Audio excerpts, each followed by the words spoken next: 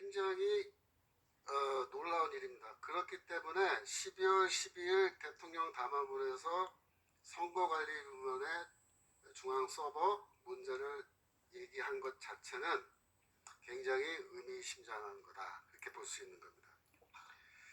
그동안 반국가 세력 그랬는데 거기에 침투해서 그거 조작한 놈들은 다 뭐야? 반국가 세력이에요. 그놈들이 반국가 세력. 그 증거도 지금 서버에 흔적으로 다 남아있어. 증거를. 그러니까 지금 증거가 뭐냐면 중앙선거관리위원회 컴퓨터 서버 자체가 증거입니다. 지금 얘네들이 그걸 교체하겠다고 신문기사 났어요. 예, 근데 분명히 말씀드리는데 지금부터 그거 있는 거 삭제하고 뭐 변경하고 이렇게 시도해서 그거 다 기록 남아요. 그거 다 뭐다? 내가 반국가 세력이라는 걸 자인하는 겁니다. 그거 건드리는 사람들은 다 깜빵 갑니다. 이제 앞으로 건드리면 안 돼요. 그거 절대로. 네. 그런데 이것보다 더 큰 사건이 있었어요. 우리가 다 몰랐는데 제가 이렇게 다시 조사해 보니까 더 큰 사건이 있어요. 그게 뭐냐면 금년도 7월 달에 일어난 사건인데 그 기사 띄워주세요. 이게 뭐냐면 우리나라 그 정보기관에서 일을 하는 거예요. 그 앞에 기사 좀 보여주세요. 기사 보면 거기 뭐라고 되어 있냐면 이렇게 되어 있습니다. 지난달이에요. 지난달이 아니고 7월입니다. 지난달 국내 정보기관의 전문 해커가 그러니까 우리나라 정보기관의 요원인데 해킹을 전문으로 하는 정보요원이 북한 당국의 서버에 침투하는 과정에서 수상한 자료를 발견했습니다. 이렇게 나와요. 그러니까 우리나라 정보기관의 해커인데 평양에 있는 서버에 침투해서 그 자료를 털어왔다는 거예요. 근데 털어왔는데 거기에 뭐가 있었냐면은 우리나라의 블랙 요원들 명단이 있다는 것을 발견했다는 겁니다. 그래서 신문 기사는 블랙 요원 명단이 북한에 넘어갔다 이렇게 나왔어요. 근데 그걸 어떻게 알았냐고요? 우리 정보기관이 북한의 컴퓨터 정보기관의 서버를 털어냈다는 거예요. 다 그대로 갖고 온 거예요. 거기에서 블랙 요원이 뭐냐면 자기 신분을 가리고 해외나 국내에서 정보 활동을 하는 정보 요원을 말하는 건데 명단 이름이 나온 거예요. 북한이 갖고 있는 거예요. 그래서 놀래가지고 그거를 방첩사에다 넘겨줘서 방첩사에서 비상을 걸고 모든 블랙 요원들 다 귀국하라 그래. 다 귀국했어요. 안 그러면 독침 맞아 죽으니까. 예, 그런데 그때 이제 뉴스는 뭐가 나왔냐면 이게 왜 유출됐냐 그래갖고 뭐 군무원이 하나 있었는데 그 사람이 USB로 그거 빼가지고 자기 개인 노트북에 넣었다가 뭐 중국 사람인지 조선족인지 누군지 모르겠지만 넘겨주다가 뭐 이렇게 다 걸렸다. 그게 기사 그거만 나왔는데 중요한 건 뭐야? 그 앞부분이에요. 앞부분. 뭐야? 국내 정보기관이 평양에 있는 정보기관이겠죠. 그 기관의 서버를 통째로 털어왔는데 그러면 생각해 보세요. 그 털어왔을 때 그 안에 정보에 블랙 요원 명단 꼭 딱 하나 있었겠어요? 그 뭐가 있었을 것 같아요? 네? 부정선거? 생각을 해보세요. 제가 추측하기엔 뭐가 있었냐면 첫째로 북한이 대남공작 한 그 활동 히스토리 이런 거 그 다음에 어떤 활동을 했는지 내용 그 다음에 그 활동을 지원하기 위해서 뭐 자금 지원했으면 어떻게 얼마 지원했는지 마지막으로 제일 중요한 건 뭐예요? 그거를 할 때 남한에서 함께 협력한 인물들 명단. 할렐루야. 네. 이건 몰라요. 그러니까 그 해커가 통째로 털어왔는데 그 안에 뭐가 들어있는지는 지금 아무도 관심 없고 아무도 질문 안 하고 말을 안 하고 있지만 생각해 보세요. 컴퓨터 통째로 털어왔는데 거기 기껏 블랙 요원 명단만 달랑 하나 있었겠어요? 아니죠. 상당히 우리로서는 지금 알 수 없는 예상하기 힘든 어떤 굉장히 중요한 정보가 거기서 발견돼서 그걸 누구에게 보고했겠어요? 정보사령관, 방첩사령관, 그죠? 그 다음에 대통령 다 봤을 거 아니에요. 자, 만약에 그렇다면 이제부터가 지금 우리가 한번 생각을 해봐야 돼요. 이거를 봤단 말이야. 그러면 대통령이 반국가 세력, 반국가 세력 이렇게 얘기하는 게 이해가 돼요. 네, 돼요. 이거 작년 6월, 8월에 했잖아요. 자유총연맹이랑 광복절 때. 이거 7월 달에 뭐 기사 났지만 사실은 그 전에 이미 이게 다 파악됐을 가능성이 커요. 그러면 그거 다 봤으니까 대통령은 야 이놈들이네 명단 이놈들이 반국가 세력이고 이놈들이 지금까지 이런 짓 해왔구나 라는 게 거기 딱 나오잖아요. 그러면 자신감 갖고 반국가 세력이 있다. 이놈들 척결해다 이런 말을 자신 있게 할 수가 있어요. 아무 밑도 끝도 없이 대통령이 그 누군데요? 그러면 대답도 못하고 증명할 수 있어요? 그러면 증명도 못하고 그러면 대통령이 그럼 어마어마한 말 할 수 있어요? 반국가 세력 심지어 저 국회가 민주당이 반국가 세력에 본거지도 아마 이래버렸는데 벌집 쑤셔 놓은 건데 자기 말로 이거는 혁명이라 그랬잖아요. 이게 다 이런 게. 그런데 그럼 대통령이 어떻게 이 정보를 공유하고 해결하면 좋았을까요? 여러분 생각을 해보세요. 만약에 대통령이 사실 우리 측 요원이 이거 저 털어온 건데 이런 내용 나왔습니다 이렇게 말을 하면 이 인간들이 믿어요? 뭐라 그럴까요? 이게 우리를 탄압하기 위해서 저 인간이 조작해갖고 지금 우리를 이런다고 전부 다 민주노총부터 해서 뭐 정교조고 뭐 온갖 놈들 다 튀어나와갖고 막 폭동 일으키고 왜 죽기 아니면 살기니까 이제는 언론기관에서 또 막 그럴 거 아니에요. 대통령이 근거 없이 지금 헛소문 퍼뜨린다고 막 공격 그러면 이게 쉽지 않은 거예요. 그러니까 대통령이 어떤 고민했을 것 같아요. 이거 정보는 들어왔는데 증거도 있고 누군지도 알겠는데 이거 그냥 발표한다고 이거 사람들이 받아들일 것도 아니고 만약에 이 사람들이 막 폭동 일으키고 그러면은 어떻게 할까요? 그럼 진압도 해야 될까요? 진압을. 그러면 이게 엄청난 또 사회 혼란이 일어나고 뭐 반국가 시위 이런 게 막 정적으로 일어나고 파업하고 막 난리 치면은 이걸 어떻게 그러면 그럼 결국 뭐야? 그때 계엄령을 발동해야 된다. 그렇지 않아요? 그러면 대통령으로서는 이 정보를 어떻게 처리하고 이걸 해결할 거냐 했을 때 결국은 이거는 계엄령밖에 해결할 수 있는 방법이 없다라는 결론에 도달했을 거라는 거죠. 네. 그래서 아마도 대통령은 여러 가지 정황을 놓고 고민을 했을 건데 그래서 아마도 계엄령에 대한 생각을 그때부터 했을 거라고 우리는 추측을 해야 됩니다. 근데 문제가 뭐냐면 민주당 쪽에서 이미 그 비슷한 7월 달부터 대통령이 계엄할 거를 알았어요. 그 뭐냐면 정보가 센 거예요. 그 민주당의 박선원이라고 있어요. 민주당 박선원 의원. 이 양반이 요즘에 뭐 국방위원회에서 막 군 장성들 막 앉혀놓고 막 난리치고 그러는 사람인데 이분이 원래 국정원 출신이고 좌파 중에서도 굉장히 정보계통에서 활동한 사람인데 이 사람이 그동안에 한 게 요즘에 막 올라오는데 보니까 7월 달에 이미 국방부 장관 후보자 임명했을 때 청문회에서 대놓고 너희들 지금 계엄령하려고 준비하고 있지 이렇게 막 대놓고 얘기했어요. 이게 뭐냐면 보안에 구멍이 뚫린 거예요. 보안에. 김민석 의원이 9월 달에 계엄령을 준비하고 있다 대통령께서 계엄령을 막을 법안을 우리가 미리 만들어야 된다 그렇게 막 주장했잖아요. 근데 지금 와서 보면은 그 말이 맞은 거예요.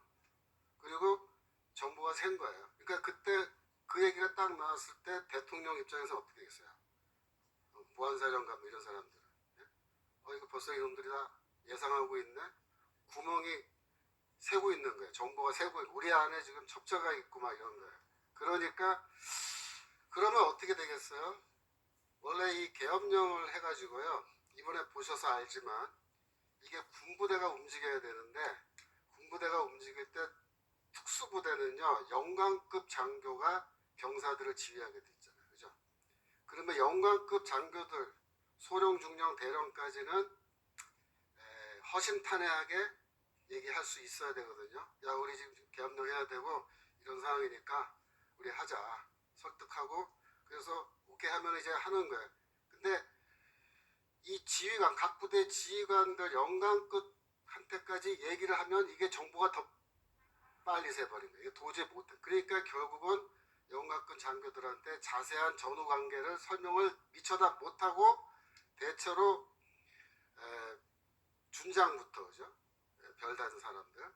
그러니까는 방첩사의 수사단장이 준장이거든요. 제1수사단, 제2수사단 뭐 이렇게 돼 있는데 그 사람들까지는 아마 알았을 거예요. 이런 정보를 다 알고 같이 하려고 움직인 건데 그 밑에 사람들까지는 설득이 안 되고 준비 안 된 상황에서 출동하니까 우리 뭐 이거 해도 되는 거야 막 이래가지고 중간에 이제 명령 불복종하고 막 그렇게 된 거예요.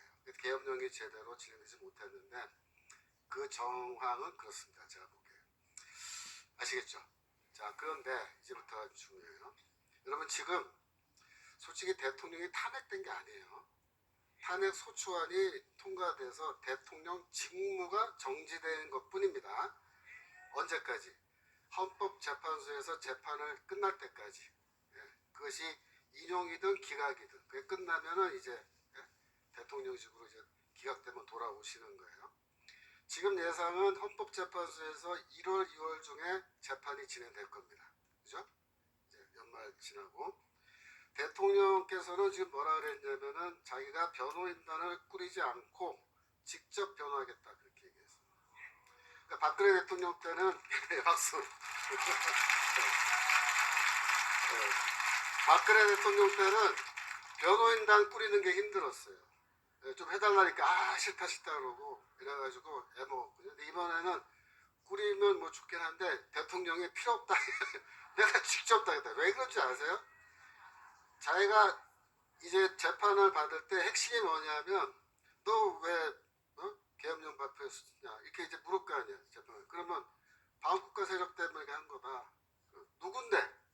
물을 거 아니야. 증거 있어? 물을 거 아니야. 근데 그거 이제 대답해야 되잖아요. 누구고 내가 증거 있다 여기에. 근데 이게 다 기밀사항이기 때문에 사실 변호인하고 이거 얘기하기도 힘들어요.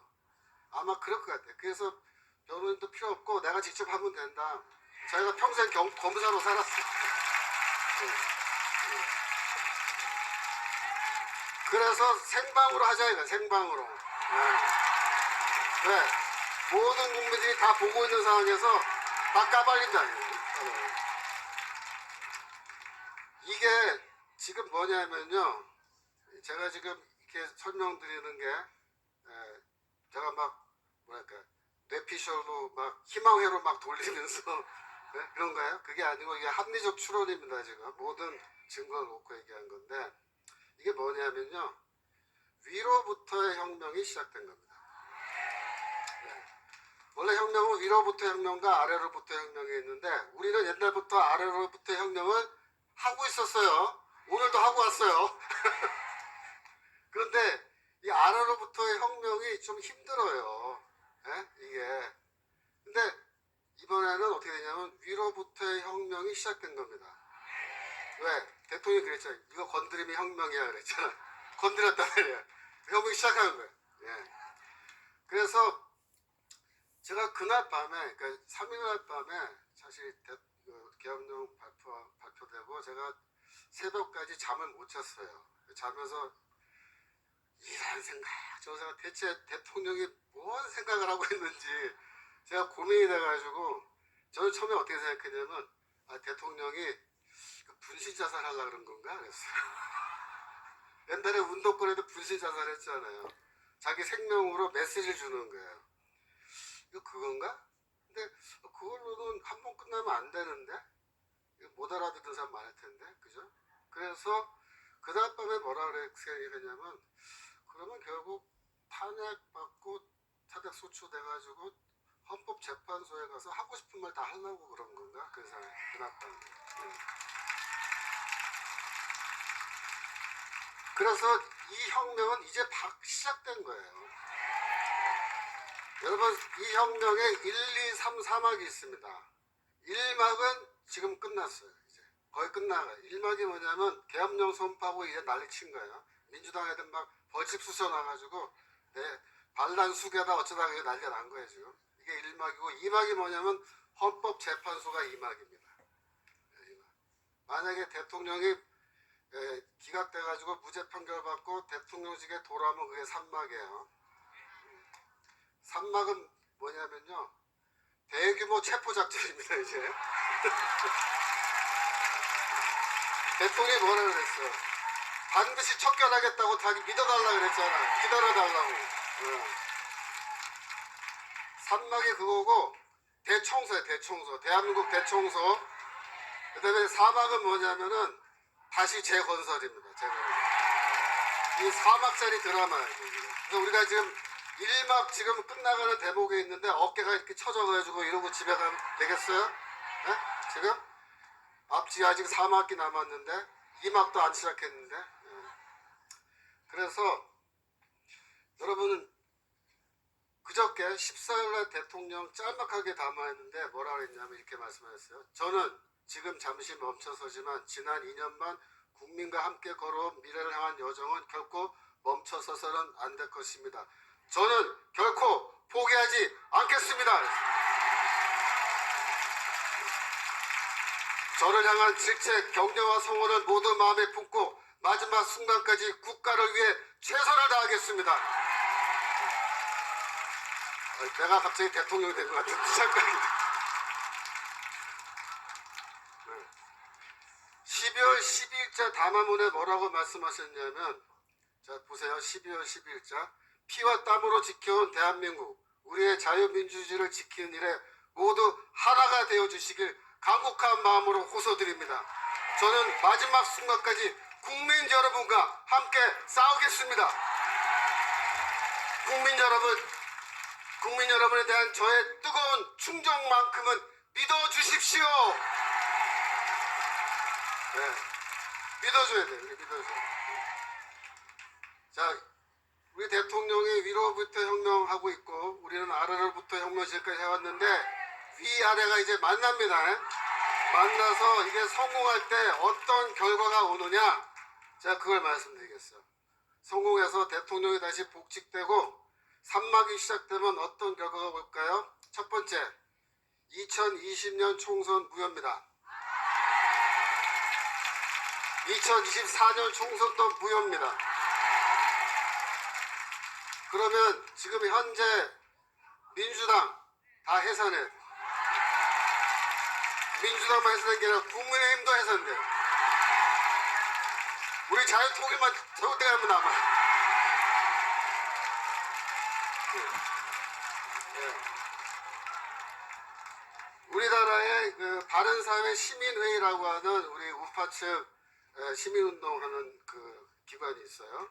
거기 공동대표로 계신 분이 박인환 변호사님이라는 분이신데, 이 변호사님이 2023년도에 작년 12월에 그 자유수업 포럼이랑 뭐 한국자유총연맹 공동 세미나 이런 게 있었어요. 제가 그때 거기 갔었는데 그때 이제 논문 발표를 했어요. 그러니까 우리 우파 측 이 운동하면서요, 연구 논문도 쓰고 막 그래요. 이렇게 맨날 얘기하는 것만 아니라 연구 논문도 발표하고 세미나도 하고 공부도 해요.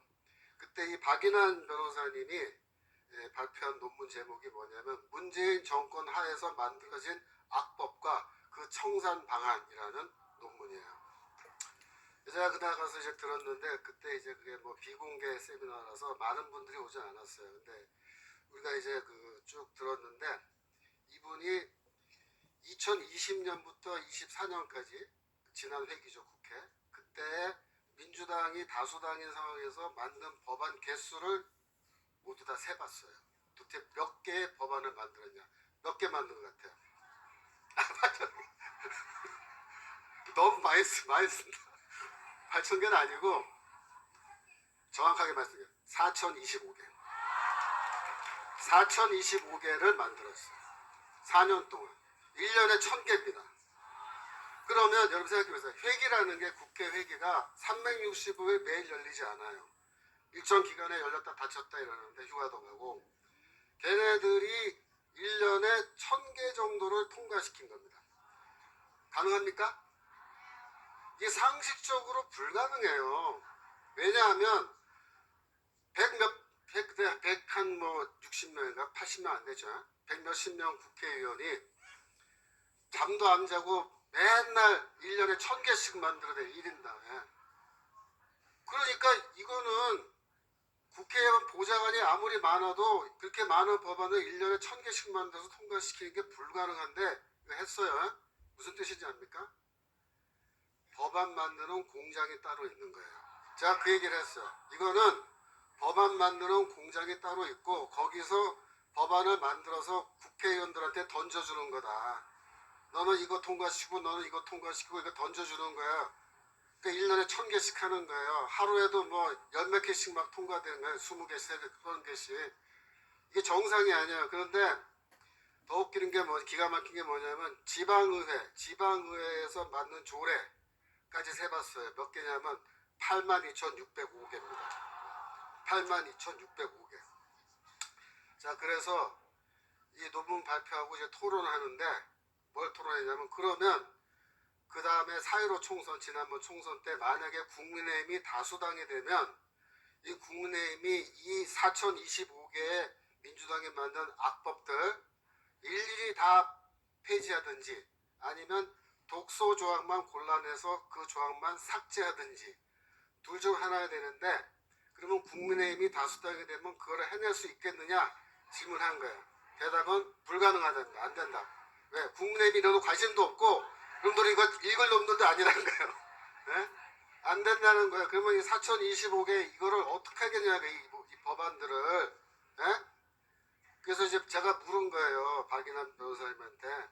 변호사님 생각에 이거 어떻게 하면 우리가 해결할 수 있겠습니까? 그랬더니 변호사님이 뭐라고 대답하냐면 제가 이게 국민의힘이 할 수 있겠습니까? 그랬더니 안 된다 그러면서 그럼 어떻게 하면 좋겠냐 이제 물었더니 뭐라는 줄 알아요? 그거요 혁명밖에 안 됩니다. 혁명 아니면 안 됩니다. 한꺼번에 폐기하지 않으면 이거 하나씩 폐기하는 게 불가능하다는 거예요. 네, 여러분 굿뉴스가 뭐냐면 4029개 5개 이거 한꺼번에 폐기할 수 있는 길이 지금 보입니다. 열리고 있습니다. 2020년 총선 무효 2024년도 총선 무효되면 한 방에 이거 다 폐기되는 거예요. 그러면 진짜 새 세상이 열리는 겁니다.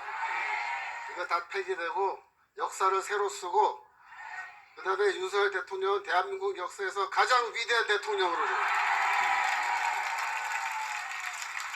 자 이거를 우리가 해내려면 어떻게 하면 되느냐 예? 어떻게 하면 이걸 해낼 수 있냐 하면 지금부터 우리가 마음을 단단히 먹어야 돼요. 자 윤석열 대통령은 이미 자기 대통령직과 목숨을 걸고 혁명하겠다고 지금 깃발을 들고 우리 앞장서서 뛰어나간 거예요. 우리한테 같이 함께 하자고 지금 호소하고 있는 거예요. 이미 선전포고를 했습니다. 적들하고 싸우겠다고. 부대를 소집하는 거예요. 모이라 이거예요. 내 깃발 아래 나와 함께 싸우자. 그래서 반드시 승리하겠다고 지금 얘기하고 지금 내가 비록 죄수의 복을 입고 내가 헌법재판소에서 묶여가지고 수갑을 차고 재판을 받는 한이 있더라도 나는 포기하지 않고 끝까지 싸울 테니까 나와 함께 싸워달라고 우리에게 호소하고 있습니다. 그래서 지금부터 우리의 모든 초점은 어디에 맞춰져야 되냐면 두 가지에 맞춰져야 돼요. 반국가 세력을 척결하라. 대체 누구냐? 대통령은 밝혀주십시오. 우리가 같이 척결하겠습니다. 그거고 두 번째는 뭐냐면 지금까지 부정선거 얘기를 많이 했지만 더 정확하게 말하면 선거 결과 조작입니다. 선거 결과 조작의 지금 가능성이 매우 높고 2020년 선거는 거의 확실하다. 예, 이 국정원 이 점검 결과에 따르면은 이미 2020년 선거는 결과를 믿을 수 없는 그런 상황이 되어 있으니 이 선거관리위원회의 그 서버를 공개하라 이렇게 돼요. 공개하라. 그래서 이 싸움의 가장 중요한 포인트가 뭐냐면은 이 헌법재판소에서 재판을 하는 과정에서 대통령이 분명히 이 문제를 짚고 분명히 2020년, 2024년 선거 결과에 문제가 있다. 선거 서버를 까보면 거기에 증거가 지금 남아 있다. 이런 말씀을 하시기만 하면 우리는 그때 뭐 어떻게 해야 돼? 다 일어나요. 다 모여야 돼. 네, 헌법재판소 앞으로 가서 당장 그거 갖고 와서 공개적으로 해서 깔아 이거 깔아. 공개해라. 전문가들 불러가지고 다 포렌식 해가지고 지금 그 당시에 선거 결과가 어떻게 나왔으면 조작이 되었다면 어떻게 조작됐고 해킹을 해서 들어왔으면 어떤 놈들이 들어와서 어떤 짓거리를 했는지를 정확하게 밝히라 해서 그래서 만약에 헌법재판관들이 어떻게 그거 가져와라 그래서 공개하라 라고 해서 공개하면 이제 어떻게 돼요? 산망으로 넘어가는 거예요. 산망으로 아시겠죠? 네. 그래서 지금부터 우리가 우리 국민들이 참 어떻게 보면 다 좋은 분들인데 우리 국민들이 믿음이 좋아요. 특별히 그래서 이 엉터리 언론들의 엉터리 기사를 잘 믿는단 말이에요. 엉터리 유튜브 이런 것도 잘 믿고 그래서 우리가 그들의 분별력이 없는 게 맞아요. 분별력이 없어. 그래서 우리의 분별력을 우리 갖고 있는 우리가 그분들에게 제가 오늘 말씀드린 이런 자료들 이미 신문 기사로 다 있고 그죠?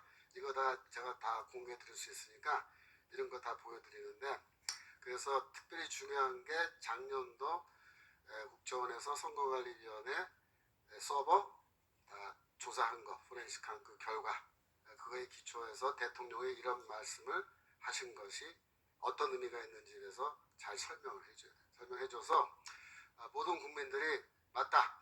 윤석열 대통령의 그 의견에 나는 동의한다. 가져와서 같이 까보자. 정말 어떻게 된 건지. 그 다음에 반국가 세력에 대한 정보 만약에 제가 말씀드린 것처럼 북한의 정보기관 거 다 털어갖고 갖고 있는 거 있으면 대통령이 그거 다 공개하시고 그 공개해서 저쪽에 난리가 날 거예요. 이제 엉터리라고 그러면은 결국은 이제 증인으로 다 소환해야 돼요. 그래서 뭐 방첩사령관도 증인 와야 되고 그 다음에 그 당시에 북한 정보기관 해킹한 그 본인 해커가 와서 증언해야 되고 그 당시에 해킹한 그 기록 정황 컴퓨터 기록 그걸 다 공개하고 이렇게 해서 이게 정말로 해킹해서 가져온 정보가 맞고 신뢰할 만하다. 그럼 어떻게 되겠어요? 그 다음부터 대규모 검거가 시작돼요. 대규모 검거. 아시겠죠? 자 그래서 우리가 이제 2막으로 넘어갔을 때 우리가 지금 이렇게 축 처져 있으면 결정적 기회가 왔을 때 우리가 같이 싸워드릴 수가 없어요. 대통령과 함께. 우리가 지금부터 마음의 준비를 하고 사람들한테 알려서 만약에 이런 상황이 정말 혁명적 상황이 발생했을 때 온 국민들이 함께 우리가 떨쳐 일어날 수 있도록 그래서 이 선거관리위원회도 그렇고 헌법위원회도 갖고 우리가 그 앞에 가서 아예 진을 치고 거기 들어 누워야 돼요. 들어 누워야 돼요. 그래서 헌법재판관들 똑바로 해라 말이야. 우리 할 때까지 우리 집에 안 간다 그러고 들어놓고 막 난리 쳐서라도 대통령과 함께 싸워야 됩니다. 그래서 승리를 하면은 정말로 이제 제2의 건국이 시작될 수 있습니다. 할렐루야. 자, 이제 성경 얘기 좀 해야 돼요. 성경 얘기. 이사야서 9장 1, 2절 읽었는데 마태복음 4장으로 가시면 4장 12절 제가 읽겠습니다. 예수께서 요한의 잡힘을 들으시고 갈릴리로 물러가셨다가 나사렛을 떠나 수불론과 납달리 지경 해변에 있는 가버나움에 가서 사시니 그래서 예수께서 이제 요한에게 세례받고 가버나움으로 이사하신 거예요. 나사렛에서 가버나움으로. 근데 그 다음에 14절에 이는 선지자 이사야로 하신 말씀을 이루려 하심이라. 그래서 이사야서 9장 1, 2절을 여기에 인용하고 있습니다. 다시 한번 읽겠습니다. 시작. 스불론 땅과 납달리 땅과 요단강 저편 해변길과 이방의 갈릴리여 흑암에 앉은 백성이 큰 빛을 보았고 사망의 땅과 그들의 앉은 자들에게 빛이 비추었도다 하였느니라. 아멘. 그리고 17절 한 번 더 읽겠어요. 17절 이때부터 예수께서 비로소 전파하여 가라사대 회개하라 천국이 가까웠느니라 하시느니라. 아멘. 무슨 말씀이냐면 이사야가 예언한 말씀은 이거예요. 하나님의 심판을 받아가지고 남북 이스라엘 다 망하고 포로로 잡혀가고 다 두들겨 맞았단 말이에요. 그 포로로 갔다가 이제 돌아왔는데도 별로 나아진 거 없어요. 그래서 여전히 힘든 상황인데 유대인의 상황이 그거를 이렇게 의역하면 무슨 뜻이냐면 이 땅은 아직 어둠으로 가득 차 있다는 거예요. 어둠으로 가득 차 있다. 그래서 이 갈릴리 지방, 뭐 수불론, 납달리, 요단강 저편 할 거 없이 이 온 이 유대 땅이 다 어둠으로 그것도 캄캄한 흑암입니다. 흑암이 가운데 있고 백성들은 어떻게 해서 흑암 가운데 앉아 있다. 이렇게 돼 있어요. 근데 그 흑암 가운데 앉아 있는 백성에게 갑자기 큰 빛이 나타나요. 큰 빛이. 그래서 사망의 땅과 그늘에 앉은 자에게 빛이 쫙 비춰져서 어둠이 물러가고 광명 천지가 확 열리는 거예요. 이게 뭐냐면 메시아에 대한 예언입니다. 메시아에 대한. 메시아가 오시면은 모든 흑암이 물러가고 하나님의 그 빛이 이 땅에 임해서 우리가 빛 가운데 살아가게 되겠다. 그 얘기예요. 근데 마태는 뭐라고 얘기하냐면 예수 그리스도가 바로 그 빛이라는 거예요. 그래서 그가 이제 하나님 나라의 복음을 전파하기 시작하니까 이 흑암 가운데 있는 백성에게 큰 하나님의 빛이 비치기 시작했다. 오늘 오전에 정광 목사님께서 뭐라고 설교하셨어요? 요한복음 1장 1절 이하에 있는 말씀을 가지고 예수가 바로 로고스이시고 그 예수가 곧 뭐예요? 하나님의 빛이시다. 근데 마태복음도 똑같이 얘기해요. 이사야도 똑같이 얘기해요. 예수가 하나님의 아들이시고 그가 바로 하나님의 빛이시라는 거예요. 그러니까 그 빛이 이 세상에 오셔서 우리가 지금 빛 가운데 살아가고 있는데 이제 빛이 오시는 게 뭐다? 성탄절이라 해요. 성탄절. 그래서 우리가 지금 성탄을 맞이하고 있는데 예수께서 오신 것도 기쁘죠. 그런데 우리나라의 정치의 현실을 보면은 지금 어때요? 캄캄한 흑암이에요. 지금 1막이 끝났는데 그 전보다 더 어두워진 것 같아요. 12월 3일 이전은 그래도 좀 빛이 있었던 것 같아요. 오히려. 그냥 완전히 흑암이 되어가지고 지금 이거 어떻게 된 거야? 어떻게 된 거야? 막 지금 다들 이러고 있잖아요. 근데 이제 2막으로 넘어가면은 어떻게 서서히 이제 빛이 시작할 거예요. 3막으로 가면 이제 대명천지가 이제 열리는 거예요. 그래서 뭐 윤석열 대통령이 뭐 메시아도 아니고 우리가 믿는 주님도 아니지만 우리나라의 정치적 상황을 봤을 때 윤석열 대통령이 어떤 의미에서 뭐야? 지금 잘하면 이 흑암 가운데 있는 백성들에게 큰 빛을 비추어서 이 대한민국을 빛의 나라로 바꿀 수 있는 위대한 발걸음을 지금 떼셨습니다. 전 그래서 대통령이 전 목사님 말씀하신 대로 그냥 탄핵 소추해 반대하지 말고 통과시켜. 내가 직접 헌법재판소에 가서 내가 다 이거 얘기하겠다. 싸우겠다. 라고 하신 거는 그런 의미가 있는 줄로 믿습니다.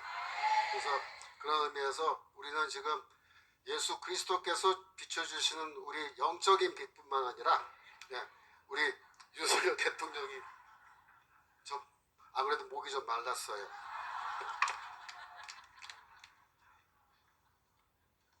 윤석열 대통령이